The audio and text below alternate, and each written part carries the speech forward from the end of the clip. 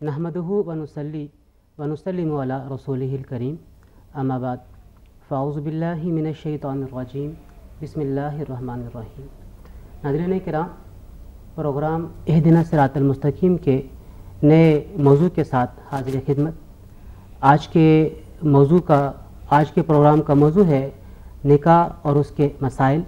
निकाह का फ़लसफ़ा क्या है, इस्लाम में किस तरीके से निकाह का इनेकाद होता है, इसके मुख्तलिफ़ मसाइल में किस तरीके से हम फ़रीक़ैन में पाए जाने वाले इख्तलाफ़ात को ख़त्म करेंगे। अल्लाह तबारक व तआला ने नस्ल इंसानी पर बड़ा ही करम फरमाया जब नबी करीम सल्लल्लाहु अलैहि वालिहि वसल्लम की बेइज्जत फरमाई ताकि अक़वाम आलम में पाए जाने वाले इख्तलाफ़ात और जुल्म को ख़त्म किया जा सके। ऐसा ही एक जुल्म तबका निस्वां पे हुआ करता था कि जब एक मर्द बेशुमार शादियां करता और बसा औक़ात कुछ को निकाह में रखता और कुछ को दरमियानी कैफियत में छोड़ देता, इस तरीके से तबका निस्वां पे जुल्म की एक अजीब ही दास्तां लिखी जाती रही। इस्लाम ने आके जुल्म की इस दास्तां का ख़ात्मा फरमाया और निकाह जैसे अजीम एक ताल्लुक़ को जो कि ख़वातीन और मर्दों के दरमियान होता है उसे कायम फरमाया।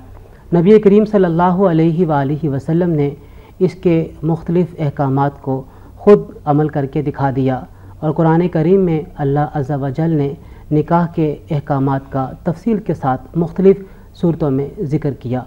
आज के इस प्रोग्राम में फ़लसफ़ा निकाह के हवाले से और उसके मसाइल के हवाले से हम गुफ्तगू करेंगे।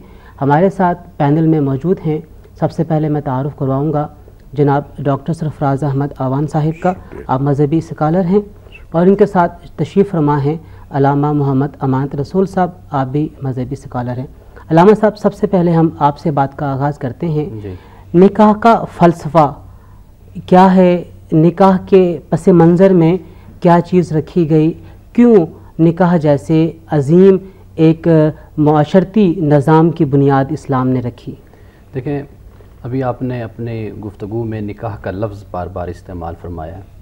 निकाह अगर इस लफ्ज़ पर भी हम तवज्जो करें तो सारा फ़लसफ़ा और सारा मफ़हूम इसके अंदर मौजूद है जी।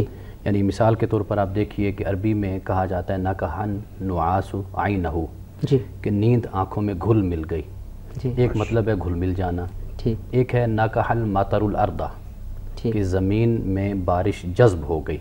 जज़्ब होना के मतलब में एब्ज़ॉर्ब हो जाना, और एक मतलब हुआ इसका घुल मिल जाना।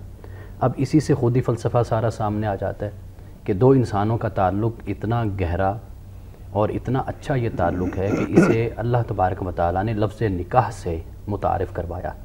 फिर अक़्द का लफ्ज़ भी इस्तेमाल होता है। अक़्द का मतलब जो सा है वो गिरा है, बांध देना है जी, या जिसे हम दूसरे मतलब में मुआहदा भी कहते हैं, कॉन्ट्रैक्ट होता है। तो अल्लाह तबारक व तआला ने जब इंसानियत का आगाज़ किया, तख़लीक़ आदम हुई, तो आप देखिए कि पहला ताल्लुक़ आदम का और इंसान का जो कायम हुआ वो बीवी का ताल्लुक़ है, मियाँ और बीवी का। बिल्कुल ठीक। हज़रत आदम अलैहिस्सलाम और हज़रत हव्वा, यानी पहला तारुफ़, पहला पारा अगर हम देखें तो उसमें हज़रत आदम का ज़िक्र है और उसके साथ हज़रत हव्वा का ज़िक्र है जी। तो यहाँ से इंसानियत का आगाज़ होता है। यानी इतना अहम ये रिश्ता और ताल्लुक़ है कि जिसे कुरान ने इस अंदाज़ से बयान किया जी। फिर थोड़ा सा हम आगे बढ़ते हैं। आप देखिए कि अल्लाह तबारक व तआला ने इस ताल्लुक़ के लिए बहुत खूबसूरत अल्फाज कुरान मजीद में भी इस्तेमाल फरमाए। लिबासुल लकुम व अंतुम लिबासुल लहुन्ना, यानी आप लफ्ज़ लिबास पर ही तवज्जो करें तो मैं कहता हूँ कि ख़ुद ही इंसान रूहानियत और एक पाकीज़गी के मकाम तक पहुँचता है कि अल्लाह तबारक व तआला ने यह कितना खूबसूरत ताल्लुक़ मर्द और औरत का कायम किया कि इसके बयान के लिए अल्लाह तबारक व तआला ने लफ्ज़ लिबास को मुंतखब फरमाया। यानी एक दूसरे की पर्दापोशी करने वाले हैं। यानी इसके अंदर ही आप समझ लीजिए कि शख्सी हवाला भी मौजूद है, इसके अंदर ख़ानदानी भी, इसके अंदर माशरती भी, और इसी के अंदर समाजी भी हवाला मौजूद है लफ्ज़ लिबास के अंदर। यानी जैसे इंसान अपने वजूद को ढांप लेता है, जैसे हम कहते हैं कि लिबास तीन काम करता है। एक इंसान को खूबसूरत बनाता है, एक इंसान को मौसमी असरात से महफूज रखता है जी, और तीसरी चीज़ जो उनसी है कि लिबास जो उनसा है वो इंसान को जो इंसान के ऐब हैं या इंसान का वजूद है, उसकी सत्र है, उसको छुपाता है। यानी निकाह के ज़रिए मियाँ और बीवी ये एक जान दो कालिब की सूरत इख्तियार कर जाते हैं और एक दूसरे के मसाइल और मामलात को में मदद करने वाले होते हैं اور ایک دوسرے کے تکالیف کو برداشت کرنے والے ہوتے ہیں، چھپانے والے ہوتے ہیں۔ علامہ صاحب آپ کی طرف میں آؤں گا، یہاں پہ علامہ صاحب نے ایک بات کہی ہے کہ یہ ایک کانٹریکٹ کی طرح ہے، عقد کی مثال دی کہ نکاح ایک عقد ہے، اس کی ذرا وضاحت فرما دیجئے کہ یہ عقد کیسے بن جاتا ہے؟ ماشاءاللہ علامہ محترم نے بہت خوبصورت بات کی۔ میں اس سلسلے میں عرض کروں گا کہ نکاح کو ہمارے دین نے سوشل کانٹریکٹ سے قدر اوپر کا درجہ دیا ہے۔ ٹھیک ہے۔ نکاح ہمارے ہاں تمام انبیاء علیہم الصلاۃ والتسلیمات کی سنت ہے۔ وَلَقَدْ أَرْسَلْنَا رُسُولًا مِّن قَبْلِكَ وَجَعَلْنَا لَهُمْ أَزْوَاجًا وَذُرِّيَّةً، ہم نے آپ سے پہلے جو رسول بھیجے ہیں ان کی بیویاں بھی تھیں اور ان کی اولاد بھی تھی۔ ٹھیک ہے۔ اسی طرح نکاح مسلم کمیونٹی کی معاشرتی عائلی ذمہ داریوں میں سے ایک ذمہ داری ہے۔ سورہ نور میں اللہ تعالیٰ نے فرمایا، اگر ہم یوں کہہ لیں کہ یہ بنیادی اکائی ہے، یعنی جو سماج اسلام ہے اس کی بنیاد ہی نکاح کے عنصر سے اور نکاح کے تعلق سے شروع ہوتی ہے۔ بالکل، هو الذی خلقکم من نفس واحدۃ وجعل منها زوجها۔ تو میں عرض کر رہا ہوں کہ سورہ نور میں اللہ تعالیٰ نے فرمایا کہ انکحوا الایام منکم، جو تم میں سے بے نکاحے ہیں ان کا نکاح کراؤ۔ یہ پورے مسلم معاشرے کی ذمہ داری ہے، اور نکاح کے مقاصد کا تعین قرآن کریم میں بہت خوبصورت کیا گیا۔ میں علامہ محترم کی بات کو آگے بڑھاؤں گا۔ اللہ تعالیٰ نے قرآن کریم میں فرمایا، وَمِنْ آيَاتِهِ أَنْ خَلَقَ لَكُم مِّنْ أَنفُسِكُمْ أَزْوَاجًا لِتَسْكُنُوا إِلَيْهَا وَجَعَلَ بَيْنَكُمْ مَوَدَّةً وَرَحْمَةً۔ ہماری قدرت کی نشانی میں سے ایک نشانی یہ ہے کہ ہم نے تمہارے جوڑے بنائے ہیں تاکہ یہ رشتہ تمہاری پرسکون زندگی کا آغاز کا ذریعہ ہو، اور ایک بنیاد ہو، پرسکون زندگی کا اس سے آغاز ہو۔ وَجَعَلَ بَيْنَكُمْ مَوَدَّةً وَرَحْمَةً، اور ہم نے اس رشتے کو تمہارے درمیان محبت اور رحمت کی بنیاد بنایا۔ اور دوسری جگہ اللہ تعالیٰ نے سورہ نساء میں فرمایا کہ محسنین غیر مصافحین ولا متخذی اخدان، کہ تم نکاح کے ذریعے سے گھر بسانے والے ہو، قلع بند ہونے والے ہو، اپنی عزت و ناموس کو محصور اور محدود کرنے والے ہو۔ غیر مصافحین، تمہارا مقصد محض عارضی ایک تعلق اور سیکچول ایک نیڈ اسے پورا کرنا نہ ہو، بلکہ تم نیا گھر بسانے والے ہو۔ ولا متخذی اخدان، دوسری جگہ فرمایا کہ نکاح کے بعد پھر تمہارے لیے چھپی دوستیاں قائم کرنے کی کوئی گنجائش نہیں۔ ٹھیک ہے۔ سیم یہی الفاظ خواتین کے لیے ہیں۔ آپ دیکھیے، محسنات غیر مصافحات ولا متخذات اخدان، کہ عورتیں بھی نکاح کے ذریعے سے اپنے گھر بسانے والی ہوں، محض شہوت رانی مقصود نہ ہو، اور چھپی دوستیاں قائم کرنے والی نہ ہوں۔ یعنی نکاح کا مقصد بیان کر دیا گیا کہ ایک تو اپنی عزت اور ناموس کو محفوظ کر لینا ہے، کلا بند کر لینا ہے، اور جو آپس میں میل جول، اضافی میل جول ہیں وہ مکمل طور پہ ختم ہو جائیں گے۔ لیکن جب ہم مغربی معاشرے کی طرف دیکھتے ہیں، آپ کی طرف میں آتا ہوں، مغربی معاشرے کی طرف دیکھتے ہیں تو مغربی معاشرے میں جو ایک نکاح کے بعد دیگر دوستیاں ہیں وہ تو بے شمار رکھی جاتی ہیں، اور جو اسلامی معاشرہ ہے وہاں پہ اجازت دی گئی ہے 4 شادیاں کرنے کی۔ اب یہ ایک بڑا اختلاف سا رونما ہو جاتا ہے، اور مغربی معاشرہ اسلام پہ یہ ایک بہت بڑا حملہ کرتا ہے کہ یہ پولیگیمی کی طرف گئے ہوئے ہیں، ایک مرد 4 شادیاں کر سکتا ہے، اور جو مرد و زن کی مساوات ہے وہ نہیں پائی جاتی ہے، اور زن جو ہے اس کو مجبور کیا گیا ہے وہ ایک ہی شوہر رکھے، وہ زیادہ شوہر کیوں نہیں رکھ سکتی؟ اس کے حوالے سے آپ کیا کہیں گے؟ دیکھیں، میں سمجھتا ہوں کہ ہمارے ہاں بھی ایک حوالے سے انتہا ہے، اور مغربی معاشرے میں بھی ایک حوالے سے انتہا ہے، لیکن اسلام کا جو راستہ ہے وہ اعتدال کا راستہ ہے۔ جہاں پر جاگیردارانہ نظام ہوگا وہاں پر بھی معاملہ درست نہیں ہوگا، جہاں پہ سرمایہ دارانہ نظام ہوگا وہاں پر بھی معاملہ درست نہیں ہوگا۔ وہ معاشرہ سرمایہ داری نظام پر بیس کرتا ہے، ہمارا جو معاشرہ بدقسمتی سے جاگیردارانہ نظام پر بیس کرتا ہے۔ وہاں پر سرمایہ دار کا جو فائدہ ہے، اس کا جو بینیفٹ ہے وہ اس میں ہے کہ وہ لوگوں کی آزادی کی بات کریں، لوگوں میں آوارگی، لوگوں میں فحاشی، لوگوں میں عریانی پھیلے۔ لیکن جو ہمارا معاشرہ ہے جاگیردارانہ نظام پر جو بیس کرتا ہے وہ جبر کے ساتھ چلتا ہے، اس لیے کہ جاگیردار کا جتنا فائدہ ہوتا ہے وہ یہ ہوتا ہے کہ وہ لوگوں کی آزادی کو سلب کرے۔ لوگوں کی جو جائز آزادی ہے وہ بھی ان کو نہ دے، سارے حقوق اس کے ہوں، جیسے کہا جاتا ہے کہ بادشاہ کے سارے حقوق ہیں، جس طرح کہا جاتا ہے کلائنٹ کے یا کسٹمر کے سارے حقوق ہیں، ٹھیک ہے، وہ غلط کبھی نہیں ہو سکتا۔ تو ہمارے معاشرے میں جو جاگیردارانہ نظام ہے، جاگیردار ہے، وہ سمجھتا ہے کہ سارے حقوق میرے ہیں، اس لیے وہ ہم تو 4 کی بات کرتے ہیں نا، کئی جگہوں پر تو 4 کی بھی حد نہیں رکھی جاتی، جی اس کو بھی پامال کیا جاتا ہے ہماری سوسائٹی میں، ٹھیک ہے۔ ادھر جو معاشرہ ہے ادھر کی صورتحال یہ ہے کہ وہ 4 کی حد کو نہیں مانتا، ایک شادی کو قانونی طور پر کہتا ہے اور باقی سمجھتا ہے کہ جتنا بھی راستہ کھلا رکھا ہے، یعنی وہ جو اسلام کا پیغام ہے، اس اسلام کے پیغام کی دھجیاں بکھیری جا رہی ہیں اس وقت مغرب کے اندر، حالانکہ پیغام ان کے لیے نہیں ہے، پیغام مسلمانوں کے لیے ہے، لیکن معاشرتی اعتبار سے بھی ان کا اپنا سیٹ اپ ہے، اپنا طریقہ کار ہے زندگی گزارنے کا، لیکن اصل راستہ وہی ہے جو اسلام ہمیں دیتا ہے۔ یہاں پہ وقفہ کا وقت آ چکا ہے۔ ناظرین کرام، مختصر وقفے کے لیے ہم آپ سے اجازت چاہیں گے، دوبارہ آپ سے وقفے کے بعد ملتے ہیں۔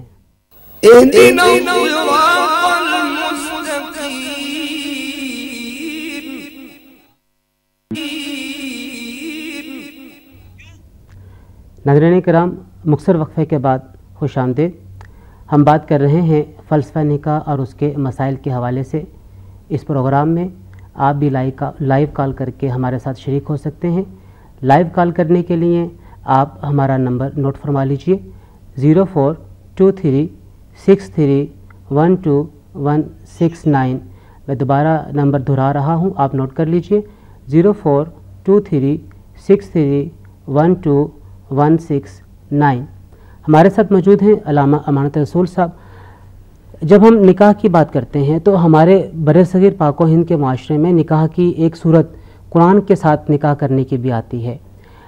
قرآن ایک ایسی چیز ہے جو کہ کتاب الہامی ہے اور ہم اللہ تبارک و تعالیٰ کی ہدایت اس میں سے پاتے ہیں، تو کیا قرآن کے ساتھ کسی خاتون کا اس طرح نکاح ہو سکتا ہے جس طرح ہم اپنے معاشرے میں دیکھتے ہیں؟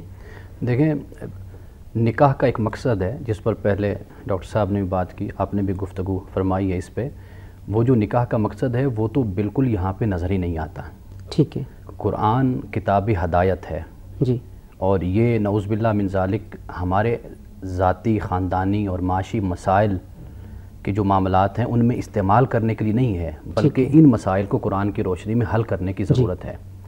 تو بنیادی طور پر یہ تو تصور ہی بالکل غلط ہے۔ میں سمجھتا ہوں کہ یہ معاملہ فقط گمراہی کا نہیں بلکہ کفر کا معاملہ ہے کہ قرآن کے ساتھ کسی کا نکاح کیا جائے، یعنی اتنا سنگین مذاق کیا جا رہا ہے، بالکل سنگین مذاق۔ اور اس کے علاوہ آپ یہ دیکھیے نا کہ کیا کیوں جاتا ہے، بالکل ٹھیک۔ ہمارے معاشرے میں جیسے ہم پہلے بات کر رہے تھے جاگیردارانہ نظام کی، تو آپ یہ دیکھیے نا کہ نکاح اس لیے کیا جاتا ہے تاکہ اگر آپ بیٹی کسی اور خاندان میں دیں گے تو آپ کی جائیداد تقسیم ہوگی، بالکل ٹھیک، آپ کی زمین، جاگیریں تقسیم ہو جائیں گی، جاگیریں تقسیم ہوں گی۔ صرف اس بنیاد پر اپنی جاگیروں کو بچانے کے لیے قرآن کو استعمال کیا جاتا ہے۔ ہمارے ساتھ ایک لائیو کالر ہیں علی صاحب۔ جی علی صاحب، آپ کیا پوچھنا چاہیں گے؟ سر میں نکاح اور ساتھ میں طلاق سے ریلیٹڈ کچھ پوچھنا چاہتا ہوں۔ آپ جی بتائیے۔ اس میں یہ ہے کہ نکاح ہوا تھا اور بعد میں گھر والوں کے پریشر کی وجہ سے ایک ایسا ہوا کہ انہوں نے پیپر پہ سائن کروایا، اور لیکن وکیل نے یہ بتایا تھا کہ آپ کی جو طلاق ہے وہ میں کمپلیٹ ہوگی۔ دوبارہ بتائیے کہ طلاق کیا ہو گئی؟ طلاق انہوں نے بتایا تھا کہ 3 طلاق جائیں گی اور 90 دن میں یہ کمپلیٹ ہوگی، ٹھیک ہے۔ تو لیکن اگلے ہی دن میں نے رجوع کر لیا تھا دوبارہ، جی ٹھیک ہے۔ تو اس میں جب میں نے پیپر دیکھا بعد میں، جب یہ معاملہ حل ہو گیا تو اس پہ 3 دفعہ پیپر پہ طلاق لکھا ہوا تھا۔ یہ ذرا بتائیے گا کہ جب آپ نے پہلی دفعہ پیپر پہ جب سائن کیے تھے تو کیا اس وقت آپ نے پیپر کو پڑھا تھا؟ نہیں، پیپر کو نہیں پڑھا تھا۔ آپ نے بغیر پڑھے پیپر پہ سائن کیے؟ جی۔ کسی نے آپ کو یہ بتایا تھا کہ اس میں کیا لکھا ہوا ہے؟ مجھے لکھنے والے نے یہ کہا تھا کہ یہ 90 دن تک اگر آپ رجوع کر لیں گے تو یہ ختم ہو جائے گا۔ ٹھیک ہے جی، انشاءاللہ تعالیٰ آپ کے سوال کا ہم اپنے علماء کرام سے جواب بھی لیتے ہیں۔ آپ بات فرما رہے تھے قرآن کے ساتھ نکاح کرنے کے حوالے سے، جاگیریں بچانے کے لیے، مربع بچانے کے لیے، تو کیا اگر ہم کوئی قانون سازی کریں اور جو کوئی یہ قرآن کے ساتھ نکاح جیسا فعل شنیع کرتا ہے، اور اس کو پابند سلاسل کیا جائے، تو کیا کوئی اس قسم کی تدبیر سے اس طریقے کے نکاح کو ہم روک سکتے ہیں؟ دیکھیں، دو طریقے ہیں۔ ایک طریقہ آپ کو معلوم ہے کہ ونی یا ونی جو رسم انڈیا میں تھی، تو وہ ایک خاص علاقے میں وہ بہت پھیلی ہوئی تھی۔ اچھا، میں یہاں پہ انٹرپٹ کر رہا ہوں آپ کو، ایک اور لائیو کالر ہمارے ساتھ ہیں۔ جی عدیل صاحب، السلام علیکم۔ وعلیکم السلام، کیا پوچھنا چاہیں گے آپ؟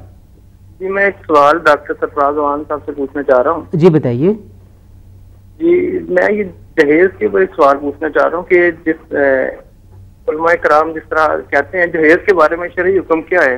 ٹھیک ہے، یہ لڑکے کی ذمہ داری ہے کہ وہ جو ہے وہ لڑکی کے تمام جو ہے وہ چیزوں کو پورا کرے، یا لڑکی والوں کے ذمہ ہے؟ جی بالکل ٹھیک ہے، یعنی آپ یہ پوچھنا چاہ رہے ہیں کہ جہیز لڑکی لے کے آئے گی یا لڑکا بندوبست کرے گا پہلے اپنے گھر کا اور بعد میں لڑکی لے کے آئے گا؟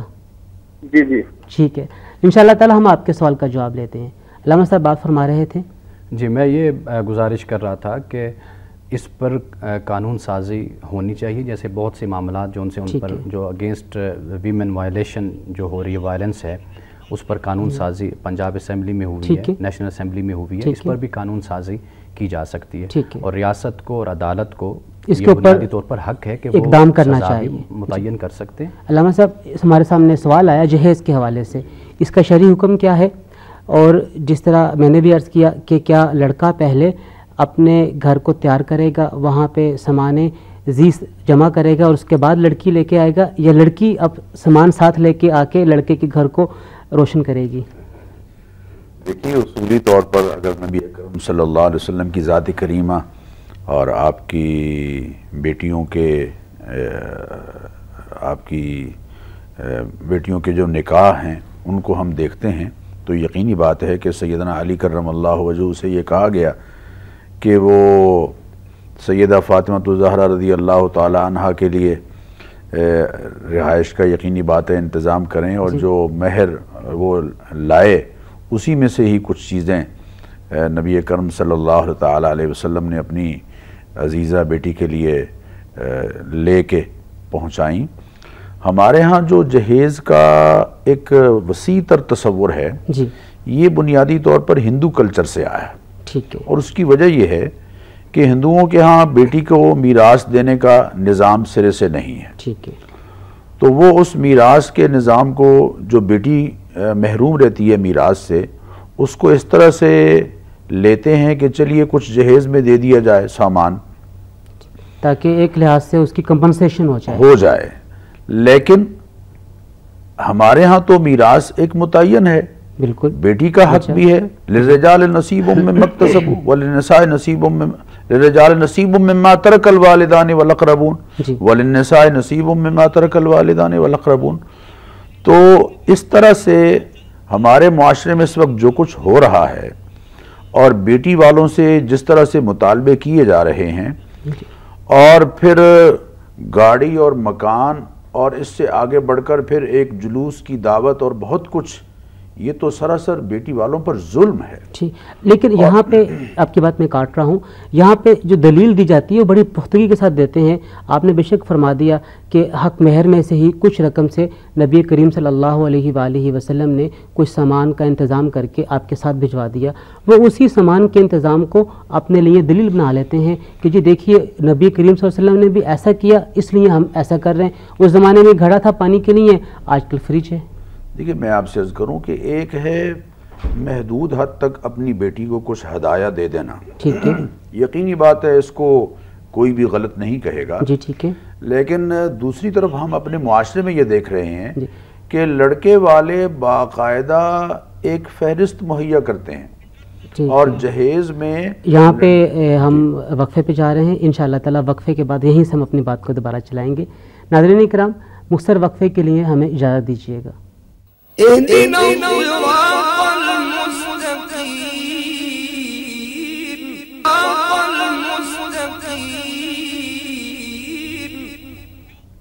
ناظرین کرام، مختصر وقفے کے بعد دوبارہ خوش آمدید۔ آپ لائیو کال کر کے پروگرام میں شریک ہو سکتے ہیں۔ کال کرنے کے لیے ہمارے نمبر کو نوٹ فرما لیجئے، 0423-631-2169۔ میں دوبارہ ریپیٹ کر رہا ہوں، 0423 63121169۔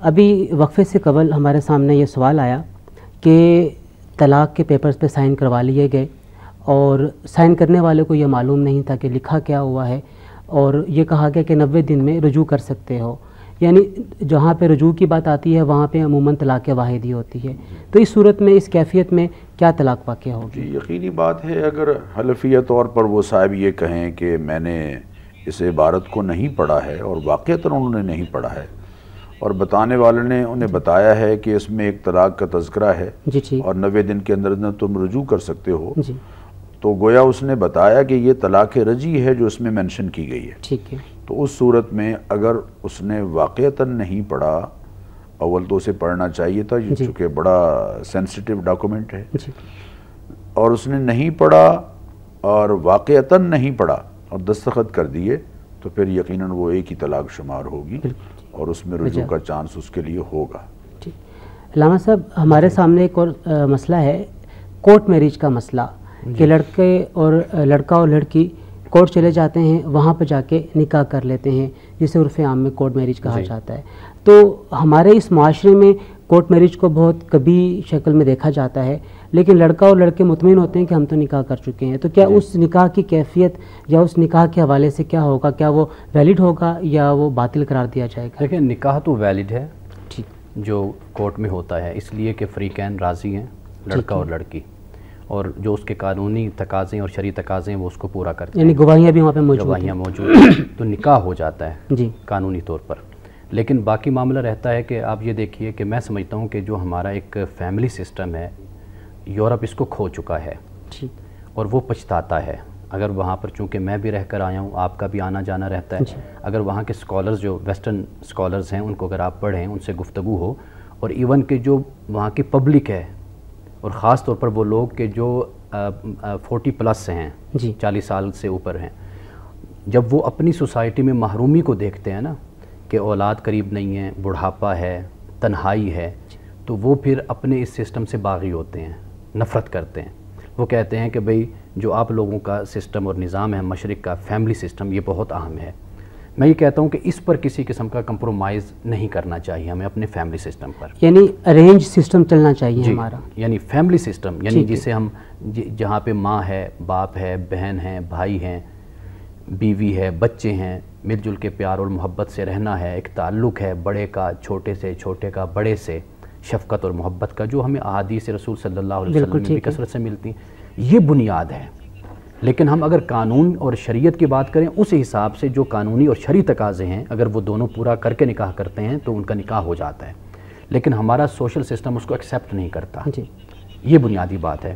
اور یہ پہلو بھی ہمیشہ پیش نظر رہنا چاہیے کہ جو فورسڈ میرج ہے، یہ اس کی بھی اسلام میں ہرگز اجازت نہیں ہے کہ لڑکا یا لڑکی پر دباؤ ڈالا جائے اور اپنی مرضی کے مطابق والدین اس کی شادی، دونوں انتہائیں وہ قابل قبول نہیں ہیں، بالکل نہیں ہے۔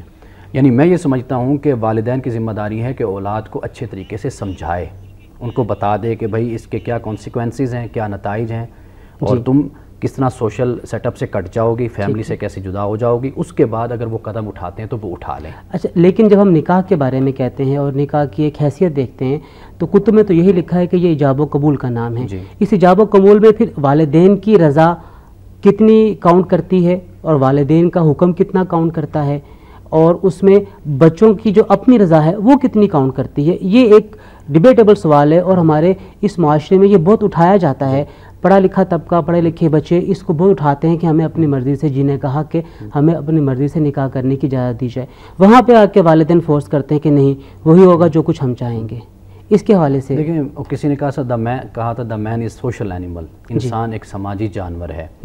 یہ ایک جذباتی باتیں ہوتی ہیں، لڑکا یا لڑکی یہ کہہ لے جی ٹھیک ہے ہم رہ لیں گے، علیحدہ رہ لیں گے، تنہائی میں رہ لیں گے، کوئی مسئلہ نہیں، کوئی ہمیں نہ پوچھے، زندگی ایسے نہیں گزرتی، یہ پہاڑ جیسی زندگی انسان کی ایسے بسر نہیں ہوتی۔ اس لیے کہ لڑکی جب اپنے ماں باپ کو چھوڑ کر لڑکے کے ہاں چلی جاتی ہے تو لڑکے کا خاندان بھی اس لڑکی کو قبول کرنے کے لیے تیار نہیں ہوتا، بہت سے مسائل کھڑے ہو جاتے ہیں۔ پھر یہ کہ وہی بچی جب اس کی اولاد ہوتی ہے تو اولاد جو ان سے ہے وہ بھی ان باتوں کو سنتی ہے اپنے ماں کے بارے میں، اپنے باپ کے بارے میں، یعنی بہت سے یعنی ہم پیچیدگیاں اپنے پیدا ہو فیملی جاتی ہیں۔ سسٹم میں رہتے ہوئے بچوں کی مرضی کو، بالکل رضا کو حاصل کرتے ہوئے دیکھیں کورٹ میرج شادی ہوتی کریں۔ اسی لیے ہے کہ والدین جو ان سے ہیں وہ جبر کرتے ہیں، وہ گھر سے پھر بھاگ کر شادی کرتے بالکل ہیں۔ ٹھیک۔ اگر والدین شریعت کو فالو کریں، یعنی کہ اولاد کو اچھے طریقے سے سمجھا دیں کہ بھائی یہ معاملہ ہے، اس کے بعد ان کا نکاح ٹھیک ہے، کریں۔ اس کے بعد پورے اہتمام کے ساتھ ان کا نکاح کر دیا جائے۔ وقت ہوا ہے ایک مختصر سے وقفے کا، ہمارے ساتھ رہیے گا، انشاءاللہ دوبارہ آپ سے ملتے ہیں۔ اهدنا الصراط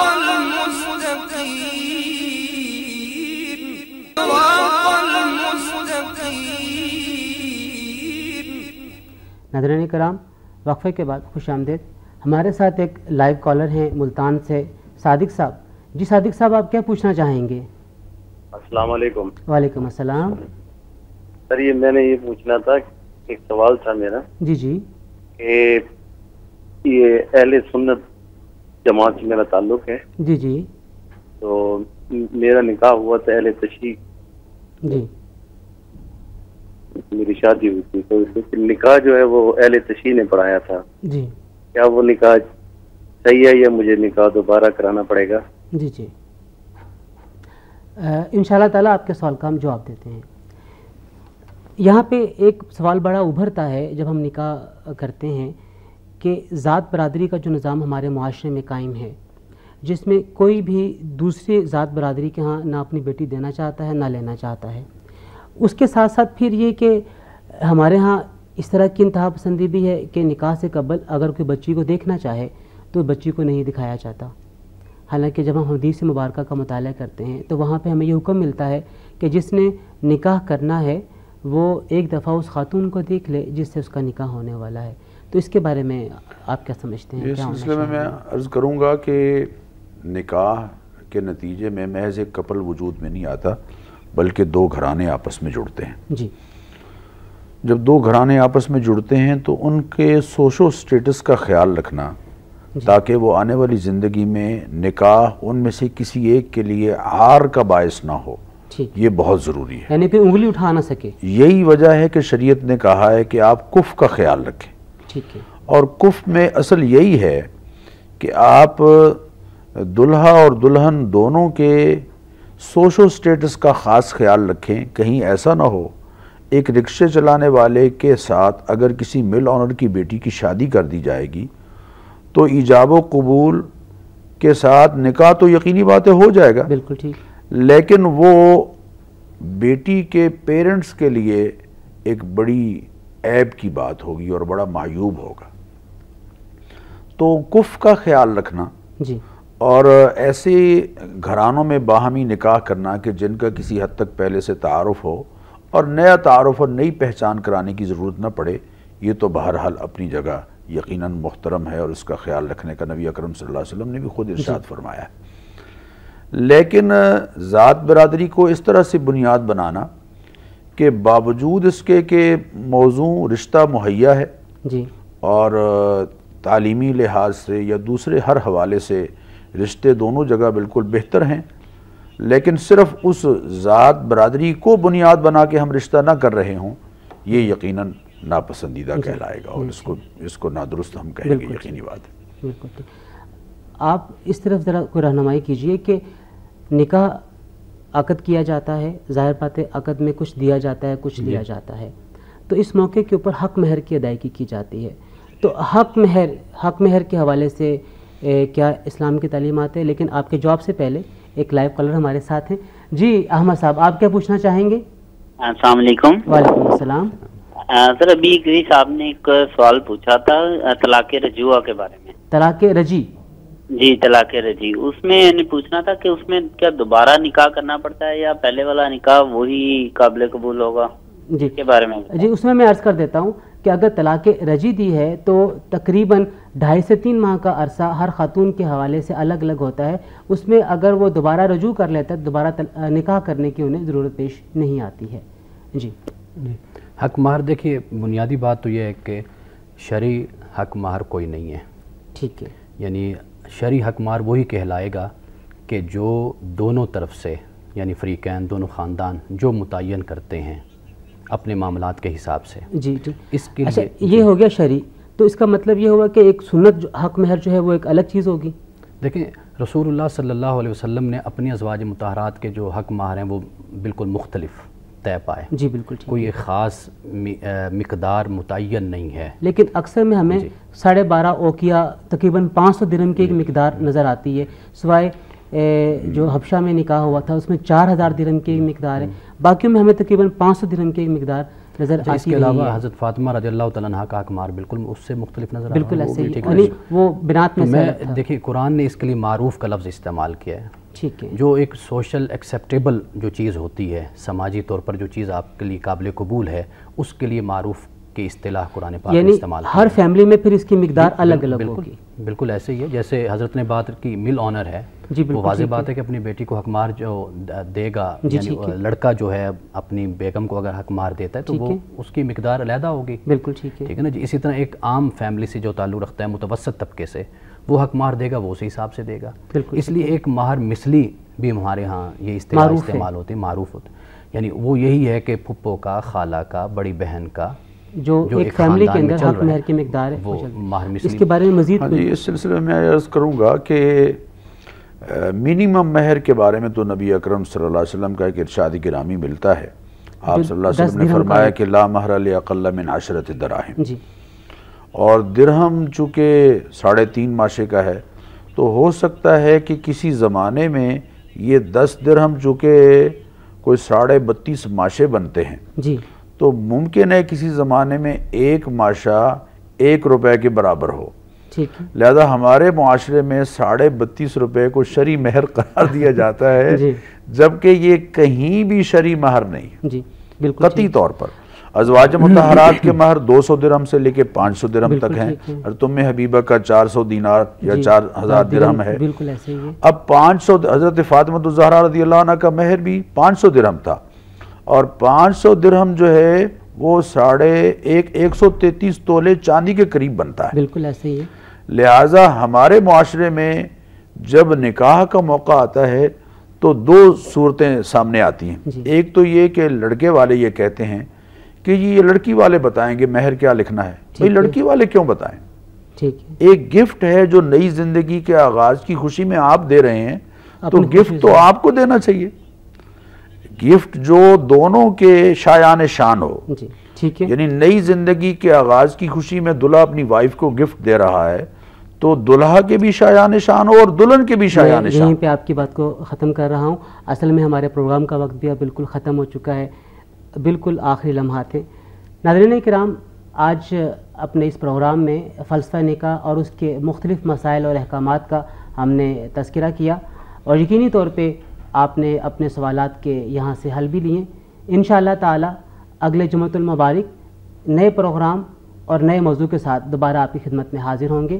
اللہ حافظ.